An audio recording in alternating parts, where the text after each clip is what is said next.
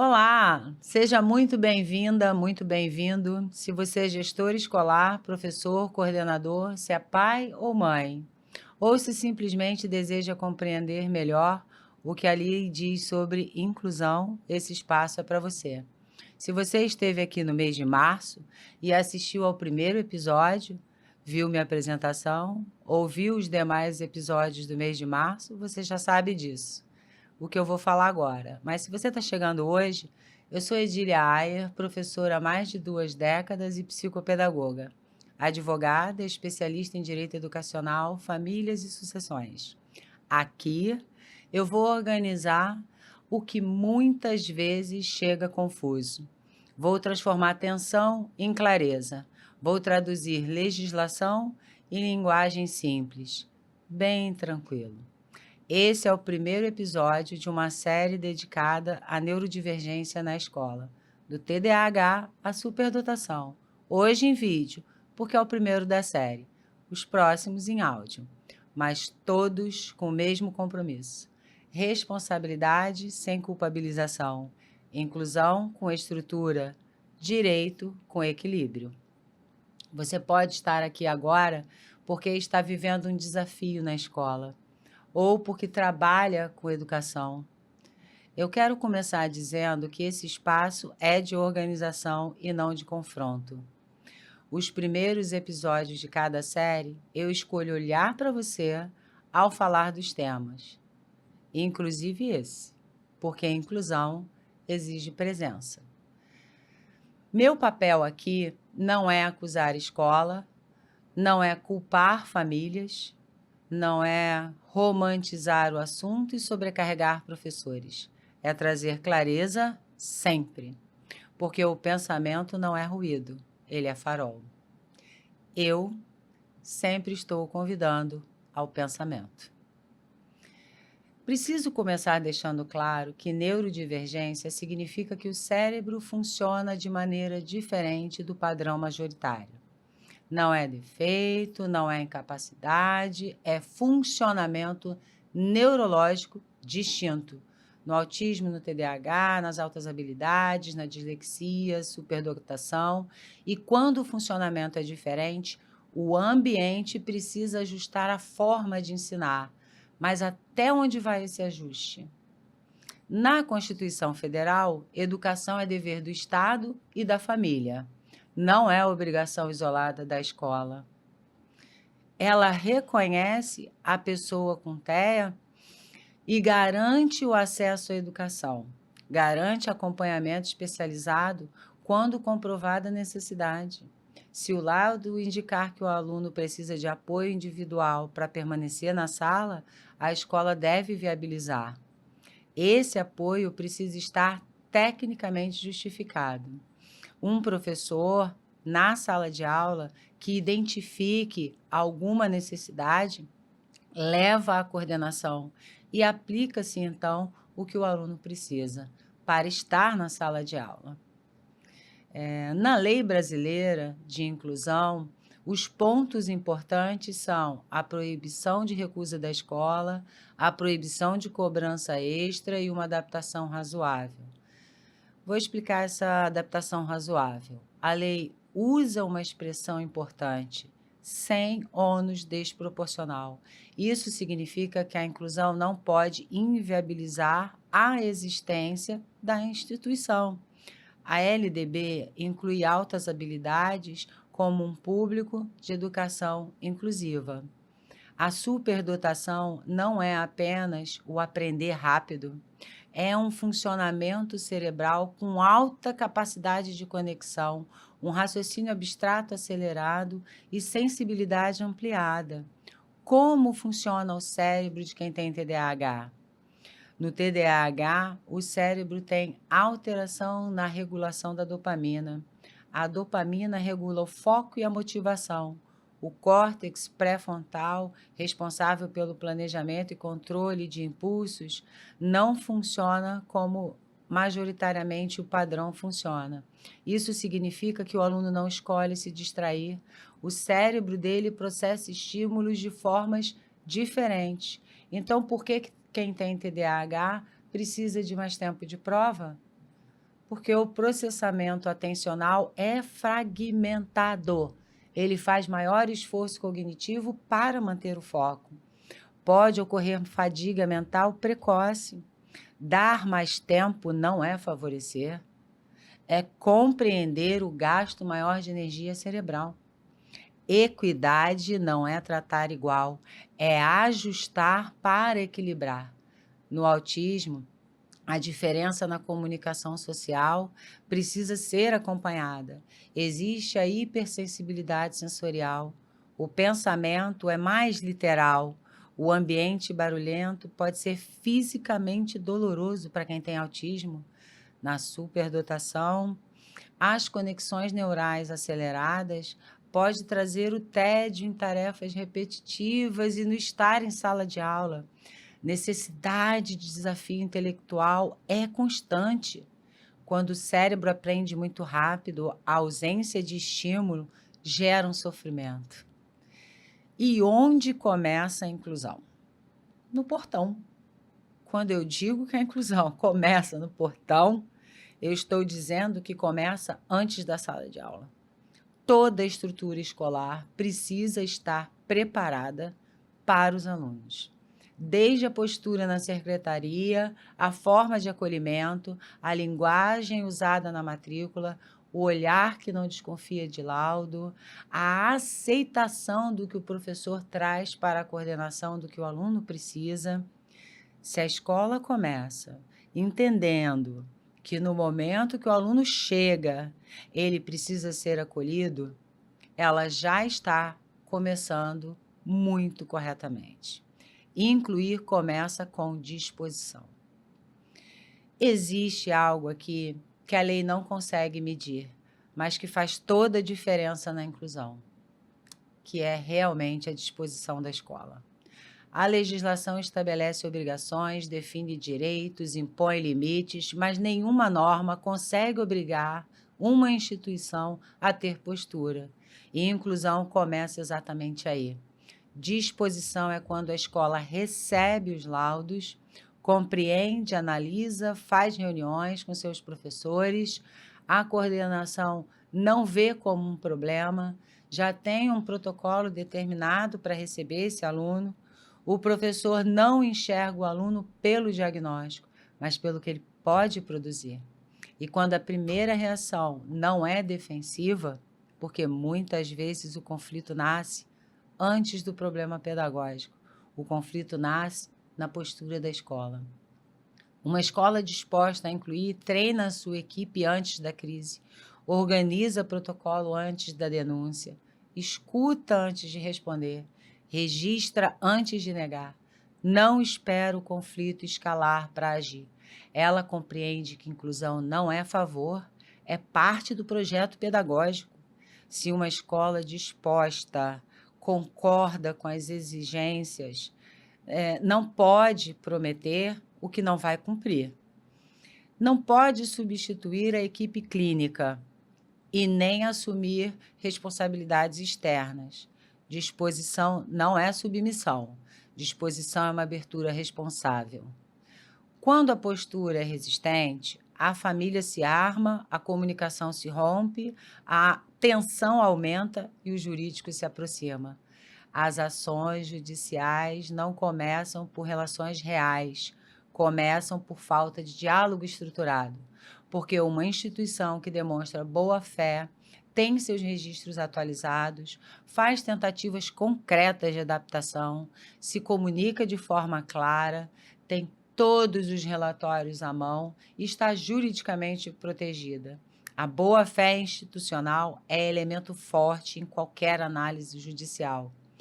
Incluir é uma obrigação legal, mas incluir com disposição é uma escola ética. E quando a escola escolhe essa postura, ela transforma a inclusão de problema para identidade. A lei pode exigir a estrutura, mas é a disposição que transforma a estrutura em cuidado. Porque, no fim, a inclusão começa no portão, mas ela se sustenta na cultura. E falando em cultura, existe uma diferença silenciosa, mas decisiva entre cumprir a lei e ter cultura de inclusão. Cumprir a lei é responder quando necessário. Ter cultura de inclusão é antecipar. Cumprir a lei e adaptar quando necessário. Cultura é pensar o ambiente antes do pedido. E essa diferença transforma completamente a experiência de alunos e famílias. Cultura de inclusão não é um projeto isolado, não é semana temática, não é discurso institucional, não é um mural na entrada. É quando a equipe inteira entende o que é neurodivergência. A coordenação trabalha com previsibilidade, o professor adapta sem se sentir desautorizado, a família é recebida com escuta. É quando a inclusão deixa de ser a exceção e passa a fazer parte da identidade da escola. Por que que isso é importante? Porque isso fortalece os alunos. Sim, fortalece os alunos, porque crianças e adolescentes percebem os ambientes. Um aluno neurodivergente que entra numa escola com cultura inclusiva sente segurança para errar, não precisa provar constantemente que merece estar ali, não vive sob suspeita e não é reduzido a diagnóstico. Quando o ambiente é previsível e acolhedor, o cérebro regula melhor. Isso é ciência. Ambientes seguros reduzem estresse. Menos estresse, melhor atenção. Melhor atenção, melhor aprendizagem. Inclusão fortalece o aluno emocionalmente e cognitivamente. Fortalece as famílias também, porque muitas famílias de alunos neurodivergentes vivem em estado de alerta. Elas passam por negativas, olhares desconfiados, comentários velados, culpabilização. Quando encontram uma escola com cultura inclusiva, tudo muda. A relação deixa de ser defensiva. E quando a família não precisa lutar o tempo inteiro, ela coopera melhor. E cooperação é o que sustenta qualquer projeto pedagógico.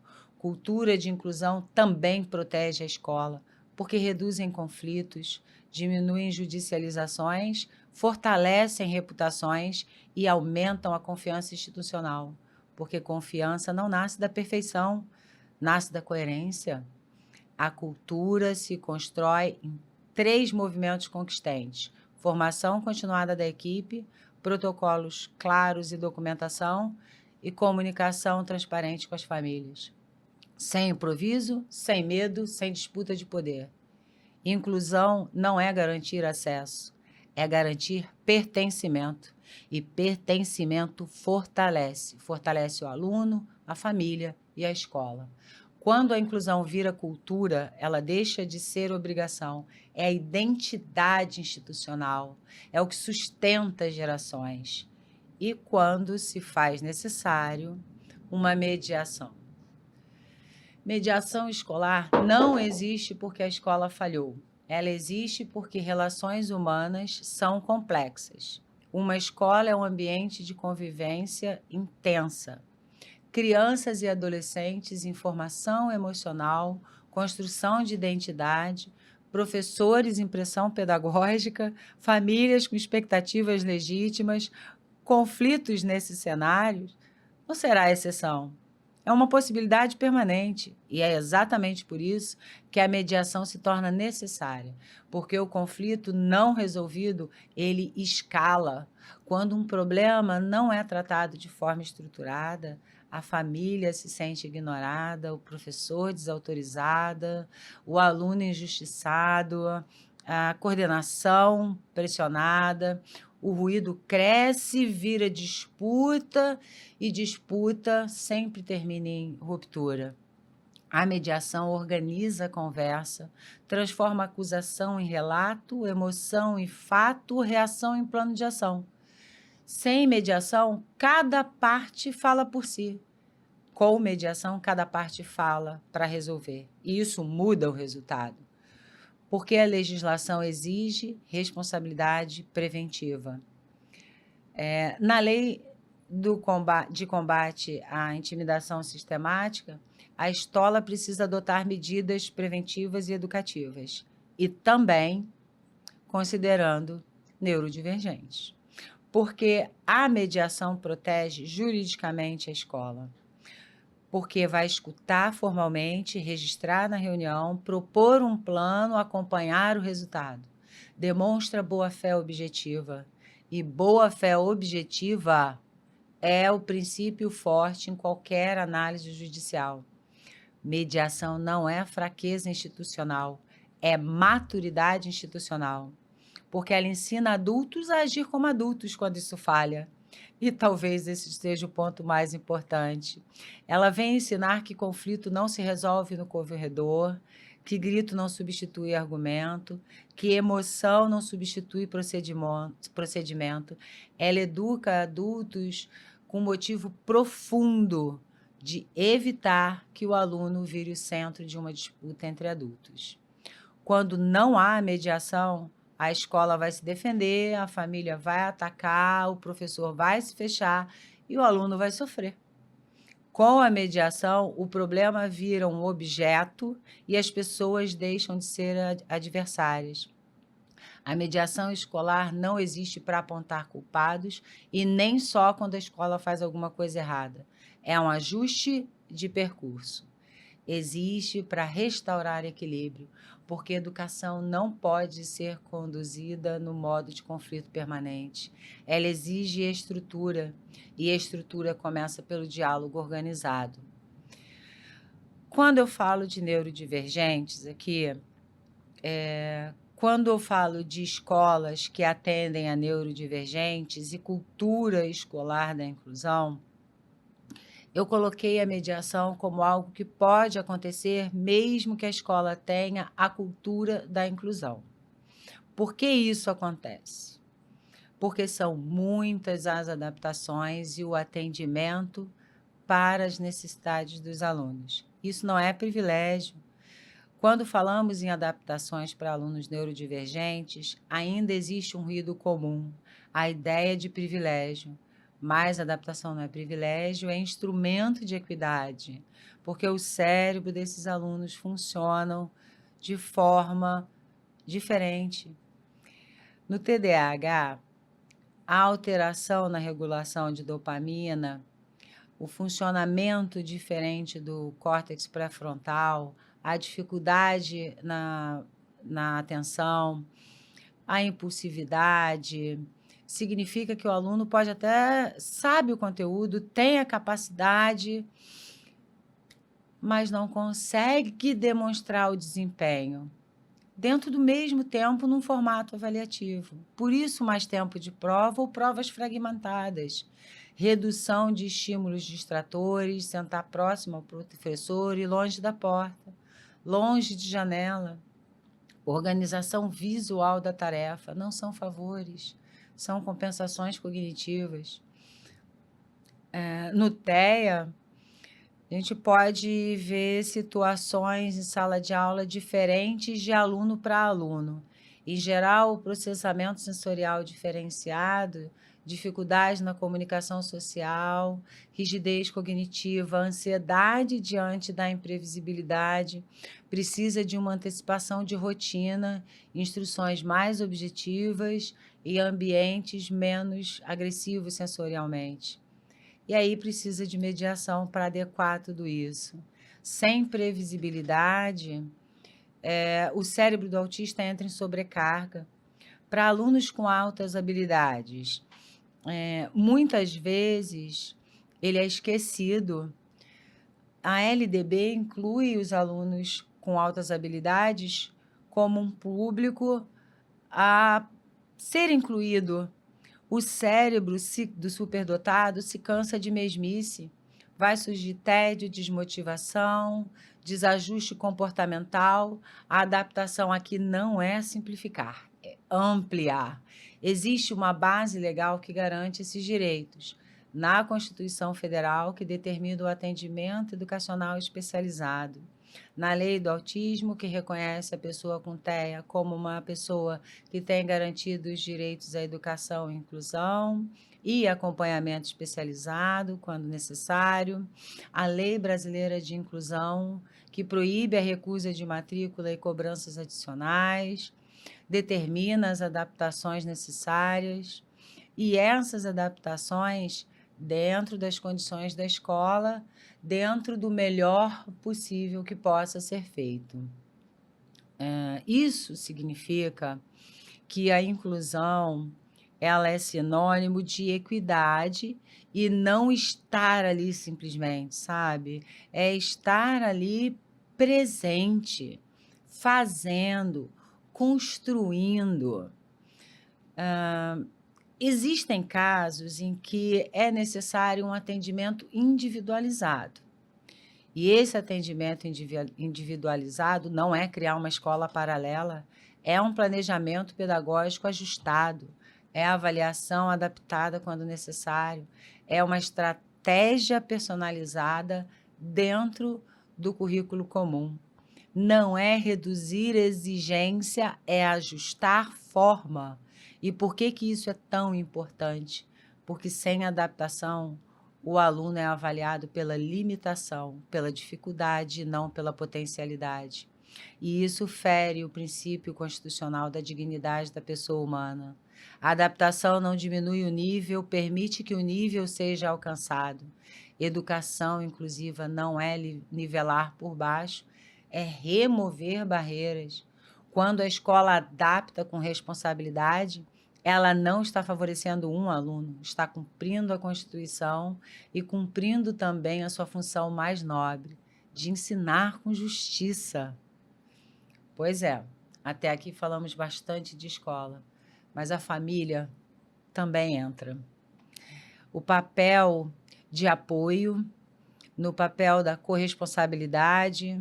Quando falamos em inclusão escolar, é comum que o foco recaia quase exclusivamente sobre a escola, mas a Constituição não nos deixa negar que a educação é dever do Estado e da família.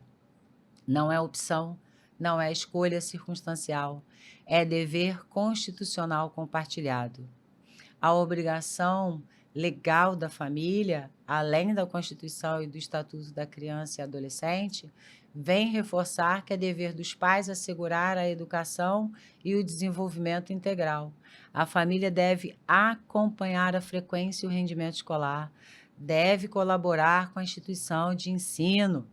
Isso significa que a inclusão não é delegação, não é transferir integralmente para a escola a responsabilidade pelo desenvolvimento do aluno, é corresponsabilidade ativa. Receber um diagnóstico, seja de TDAH, TEA, superdotação, dislexia, descalculia, é emocionalmente intenso, mas o laudo não educa sozinho. A escola não trabalha sozinha. A família precisa garantir acompanhamento terapêutico quando indicado, manter a regularidade no tratamento, informar a escola sobre mudanças relevantes, criar uma rotina estruturada em casa. Por quê? Porque o cérebro neurodivergente precisa de previsibilidade. Sem rotina doméstica, a escola não consegue sustentar a estabilidade sozinha. O apoio à escola é um ponto essencial. A família coopera quando entrega os laudos completos e atualizados, sempre participa das reuniões, escuta as observações pedagógicas, não desautoriza o professor diante do filho e mantém uma comunicação respeitosa. Desautorizar a escola fragiliza a criança, fragiliza esse aluno porque ele percebe ruptura. E onde há ruptura entre adultos, surge insegurança. O que a família não pode fazer, sem acusação, sem culpabilização, ok? Mas sempre pretendendo trazer clareza, o que a família não pode fazer é exigir garantias de resultado. Não pode transferir à escola a responsabilidade terapêutica, não pode usar diagnóstico como justificativa para a ausência de limites, não pode transformar toda frustração em ameaça jurídica. Incluir não significa eliminar consequências. Educação continua exigindo regras, limites e responsabilidades. O que fortalece a inclusão é quando se torna efetiva, quando a família reconhece as dificuldades do filho, reconhece também as suas próprias responsabilidades e trabalha junto à escola num plano consistente de parceria constante, sustenta as orientações fora do ambiente escolar, Inclusão precisa de coerência entre casa e escola, porque sem coerência as mensagens são contraditórias e elas geram insegurança comportamental. A escola adapta o ambiente, a família sustenta o desenvolvimento. Nenhuma instituição substitui o vínculo familiar e nenhuma família substitui o projeto pedagógico, mas juntas conseguem construir uma estabilidade necessária. Inclusão não é luta, é uma aliança madura em favor da criança. Quando essa aliança existe, a inclusão deixa de ser conflito e se transforma em caminho. Certo? Até aqui falamos da escola, da família. Quem falta? Ele, o principal, o poderoso professor. É sim, poderoso, porque ele é o que está mais próximo do aluno. Qualquer discrepância dentro da escola, ele tem, sim, a chance de ser o primeiro a ver. Nenhuma política de inclusão se sustenta sem o professor, porque é ele quem está na sala de aula, é ele quem percebe sinais, é ele quem transforma a norma em prática e ciência, porque ele estudou para isso. Mas é importante dizer com clareza, ele não é terapeuta, não é médico, não é psicólogo, ele é educador.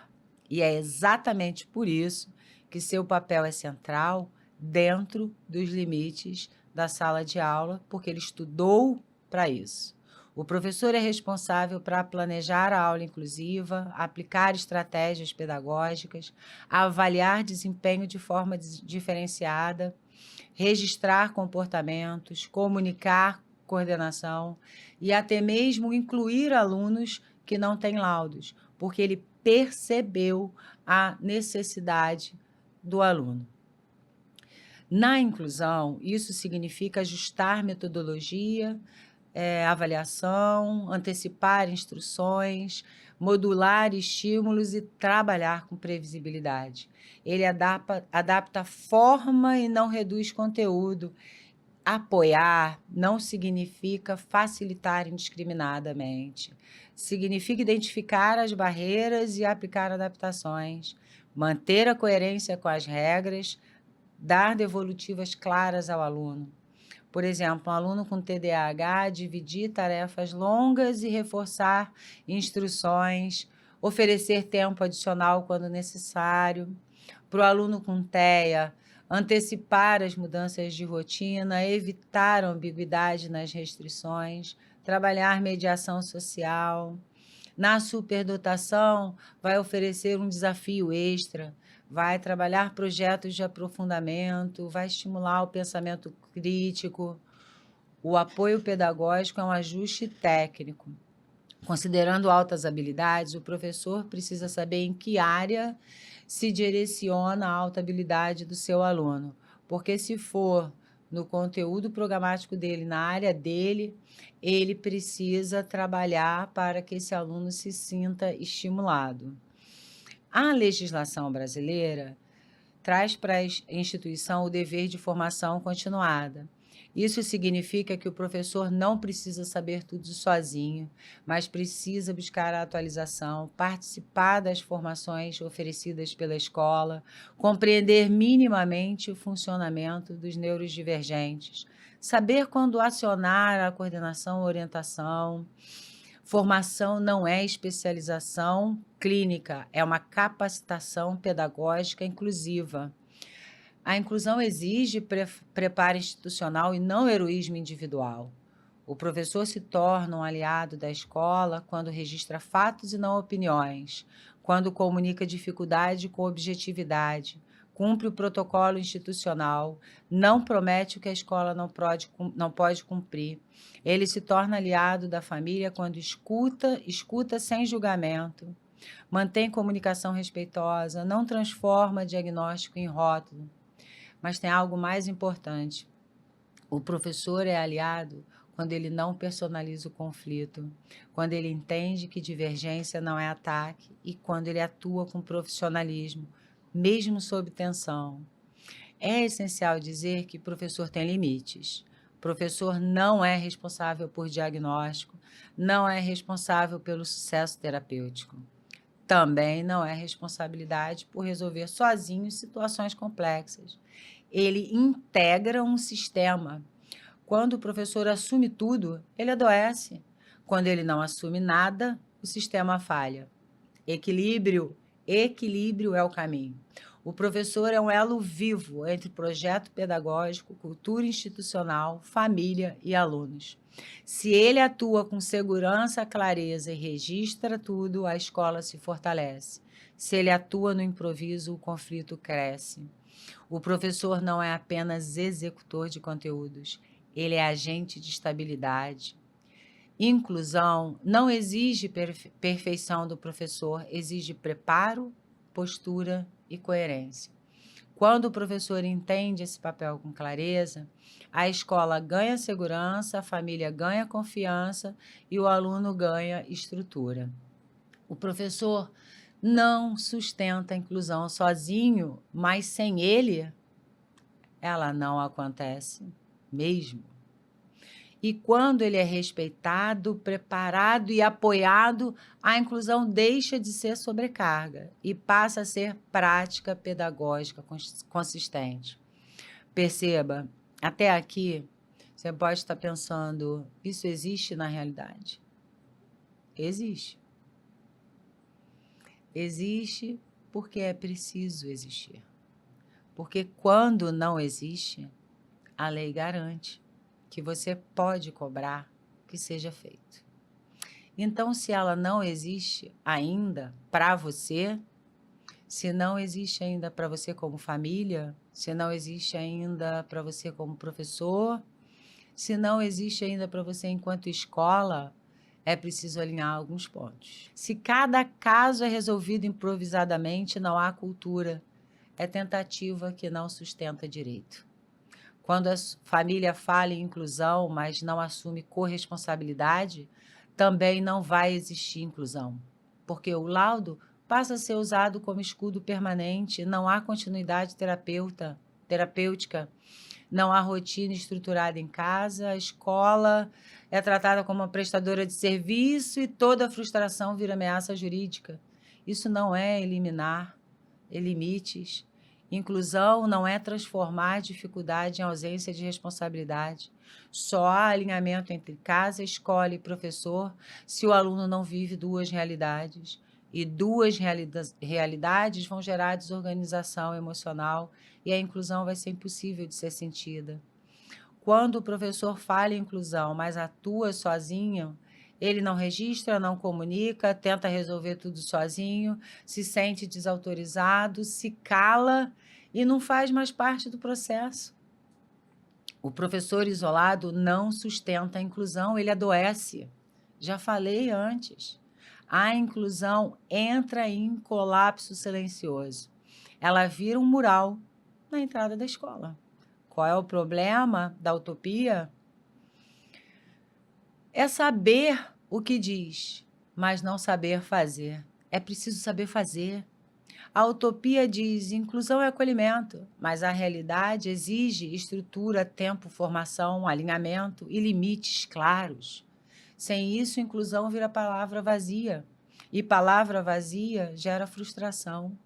Saindo da utopia para a realidade, se queremos inclusão real, é preciso alinhar expectativa. A família precisa entender que a escola não é clínica. A escola precisa entender.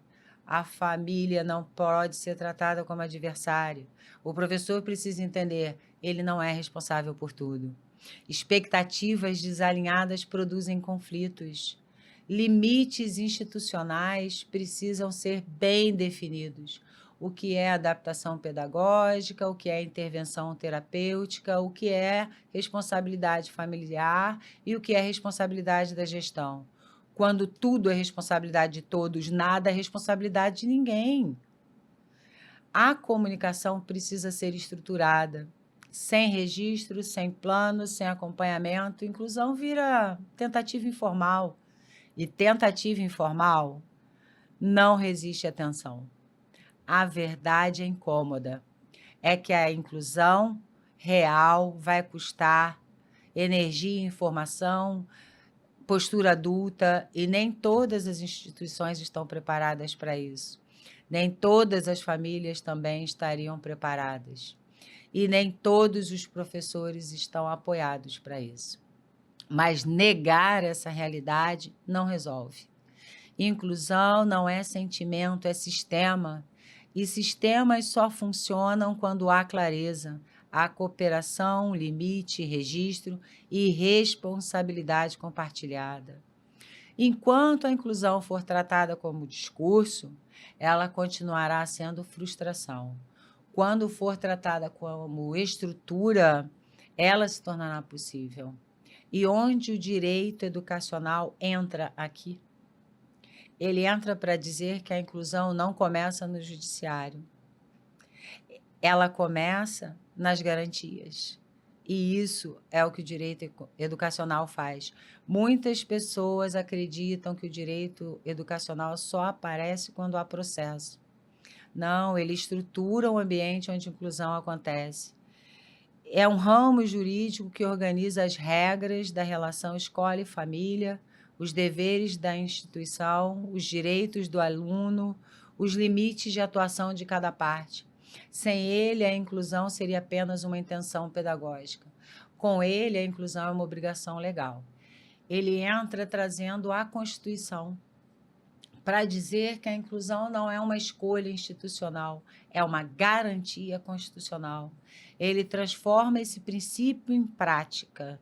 O direito educacional aplica e interpreta a LDB, a Lei Brasileira de Inclusão, a Lei do Autismo, o ECA, Lei Anti-Bullying, e essas leis determinam uma série de condições para que o aluno seja realmente incluído.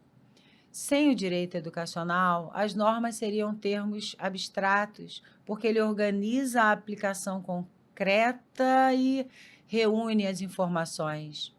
Aqui eu vou trazer um ponto importante.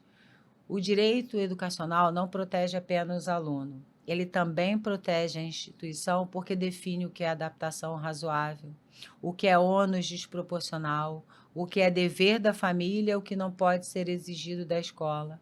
Sem esse limite jurídico, a inclusão pode virar sobrecarga institucional que gera colapso e afeta até os professores. Eu posso dizer até que, primeiramente, os professores.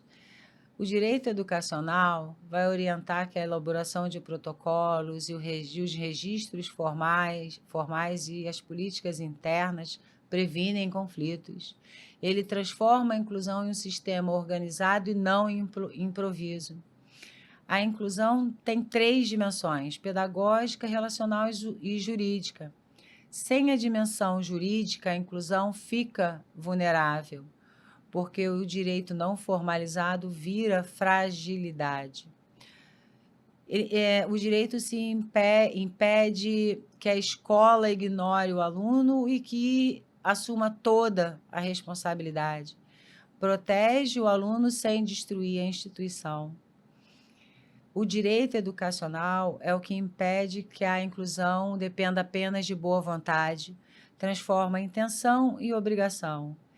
E obrigação, quando bem entendida, gera segurança. Inclusão sem direito é discurso. E direito sem inclusão é frieza normativa. O equilíbrio é maturidade institucional. E maturidade institucional é o que sustenta escolas fortes, professores saudáveis e alunos protegidos. Ufa!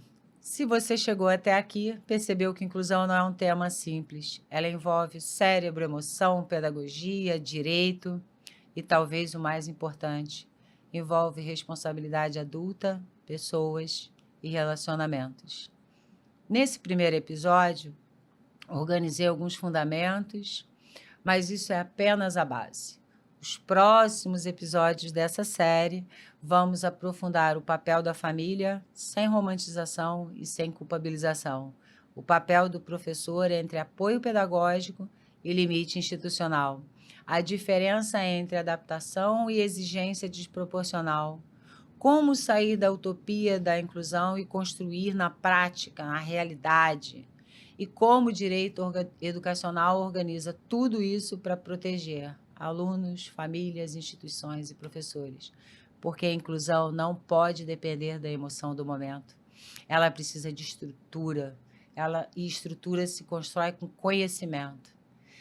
Eu falo aqui como professora, advogada e psicopedagoga.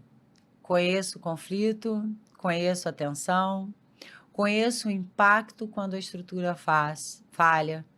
E é exatamente por isso que essa série existe. Se você é gestor, continue por aqui. Se você é professor, continue por aqui. Se você é família, continue por aqui. Porque compreender o direito educacional aplicado à inclusão é proteção. Inclusão não é promessa, é compromisso, e compromisso exige preparo. Eu sou Edília Aia e aqui nós tratamos inclusão não como discurso, mas como prática. Tratamos com responsabilidade e eu vejo vocês no próximo episódio para seguir essa série, para esclarecer, trazer a reflexão e levar informação. Muito obrigado e até a próxima.